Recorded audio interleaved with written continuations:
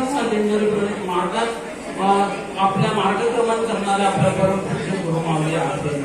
क्षणभर त्यांना बघितलं तर अक्कलकोटात स्वामी महाराजांचं जे कार्य होतं त्याच कार्याची आठवण आज दिंडोरी मार्गातून आपल्याला होते. सेवेकरांचं दुःख कसं असतं बघा, आणि महाराज त्या दुःखावरती मार्गक्रमण कसं करून त्याला पुढे जाण्याचं कसं एक शक्ती देत असतात. त्याचं एक छोटस उदाहरण तुम्हाला मी सांगतो.